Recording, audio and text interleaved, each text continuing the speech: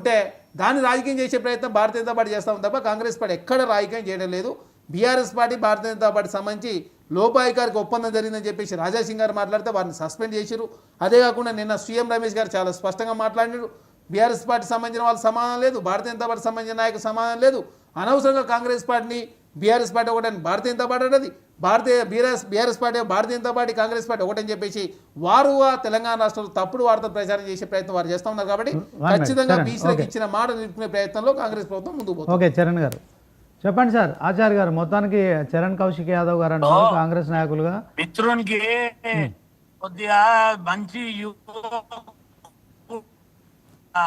అవగాహన తోటి మాట్లాడితే బాగుంటది.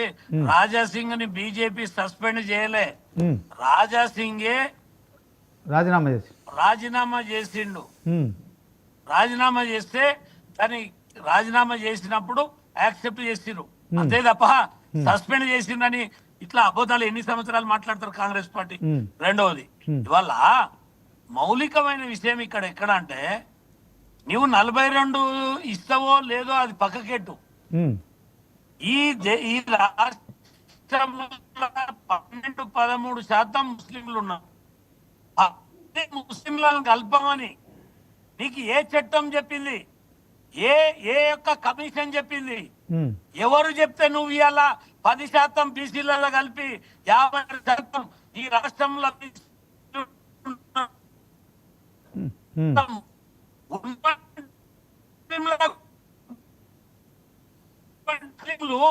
అత్యంత పేదరికంలా నాయి ముస్లిం, ధోబీ ముస్లిం, అదైతే దూదేకుల ముస్లిం, వీళ్ళందరినీ కాదని నువ్వు ఇలా ఓటు బ్యాంక్ రాజకీయాల కొరకు నీవు ఓసీలల్లా ఈడబ్ల్యూఎస్ల కాంపిటీషన్ తగ్గించాలని ఇవాళ 10% బీసీలలో కలపడం ఎంతవరకు సమంజసమో ఇవాళ బీసీ ప్రజానికానికి నువ్వు చెప్పాలి.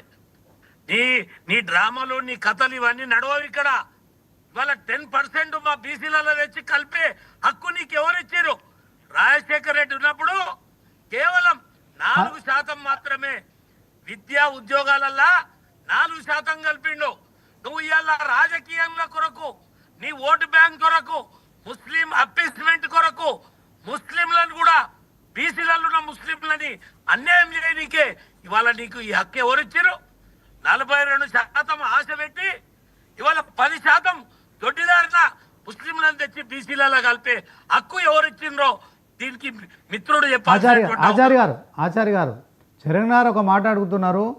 అసెంబ్లీలో చట్టం చేసి మేము రాష్ట్రపతి దగ్గరికి పంపించినాము, మీరు ఆ చట్టాలను గౌరవిస్తలేరు. 2 చట్టాలు చేసినాము, దాన్ని పెండింగ్లో పెట్టారు. అట్ ద సేమ్ టైం మరి మీరు బీసీని దేశ ప్రధాని చేసి అంటున్నారు. కేంద్రంలో మంత్రులు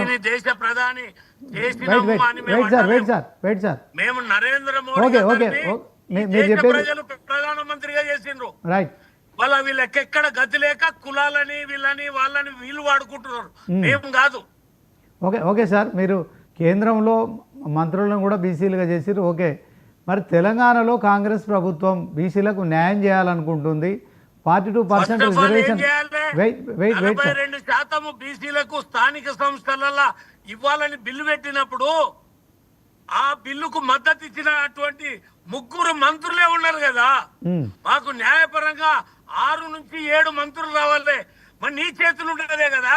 నీ రాహుల్ గాంధీ క్షమాపణ చెప్పిన నువ్వే అంటున్నావు కదా. మొదలు 4 ఇంకా బీసీలకు మంత్రి పదవులు ఇయ్యి. నువ్వు బీసీలకు కనీసం హోం మంత్రి కూడా ఇయ్యలే కదా. మేము చెప్తలేం, ప్రధానమంత్రిని బీసీ పేరు మీదనే గెలిపించుకున్నాం, బీసీల పేరు మీదనే మేము చెప్పినామని అంటలేం. ఈ దేశ ప్రజలు 3 సార్లు కంటిన్యూగా ఈ దేశంలో ప్రధానమంత్రి నరేంద్ర మోడీ గారికి మద్దతు ఇచ్చిర్రు. వాళ్ళ మీకు 3 సార్లు పరాజయం పాలైనరు. ఇవాళ నేను ఒకటే చెప్పేది, 100% 42% నీకు చిత్తశుద్ధి ఉంటే మొదలు 42% నీ మంత్రివర్గంలో నువ్వు తీసుకో. మా రామచంద్ర గారు ముఖ్యమంత్రి గురించి అన్నాడు కదా, అది ఉన్నది. నీ ముఖ్యమంత్రి నువ్వే పెట్టుకో. 42% బీసీలను మంత్రులు చేయి నీకు దమ్ముంటే. ఓకే, ఒక నిమిషం. ముఖ్యమంత్రి నువ్వే, హోంమంత్రి ఆచార్య గారు వెయిట్ నువ్వే. ఓకే ఓకే ఎవరిని మోసం చేయనికే ఇది ఆచార్య గారు ఒక నిమిషం చరణ్ గారు చెప్పండి. 42% మీ మంత్రివర్గంలో బీసీలను ఫస్ట్ మంత్రులు చేయరు. ముఖ్యమంత్రి విషయం విడిచిపెట్టారు. ఎన్ రామచంద్రరావు బీజేపీ రాష్ట్ర అధ్యక్షుడు చేసింది అది కాదు. ఎందుకంటే సీఎం రేవంత్ రెడ్డి ఖచ్చితంగా ముఖ్యమంత్రిగానే ఉంటాడు. సో బీసీ ముఖ్యమంత్రిని పెట్టే దమ్ము మీకు లేదు, కాంగ్రెస్ ప్రభుత్వానికి లేదు. కనీసం క్యాబినెట్లో 42% అంటే 6-7 మంత్రులు బీసీలు ఉండాలి. ముందు ఆ పని చేయని చెప్పి ఆచార్య గారు అంటున్నారు. వాళ్ళు చెప్పిన మాట వాళ్ళు నిలుపుకోలే కదా. బీసీని ముఖ్యమంత్రి చేస్తా అని చెప్పిన భారతీయ జనతా పార్టీ బీజేపీని అయితే చేయలేదు, కౌన్సిల్లో చేయలేదు, రాష్ట్ర అధ్యక్షుడు చేయలేదు. కాంగ్రెస్ పార్టీ మీరు చెప్తే అదే కాకుండా మా కాంగ్రెస్ పార్టీ రాష్ట్ర అధ్యక్షుడు బీసీ ఒక ఎస్సీ డిప్యూటీ సీఎం ఉన్నాడు. దేశంలో ఏ రాష్ట్రంలో లేని విధంగా 4 ఎస్సీలు క్యాబినెట్ లో ఉన్నారు, స్పీకర్ క్యాబినెట్ లో ఉన్నారు, 3 రాష్ట్రంలో క్యాబినెట్ మంత్రులు ఉన్నారు. ఆయన ఏమంటున్నారు, ఆచార్య గారు ఏమంటున్నారు అంటే 42% బీసీ రిజర్వేషన్ బిల్లు మేము తీసుకొస్తున్నాము, బీజేపీ అడ్డుపడుతోంది, పార్లమెంటు నుంచి చట్టం చేయాలి, 9th షెడ్యూల్ పెట్టాలి, ఇవన్నీ మీరు మాట్లాడుతున్నారు.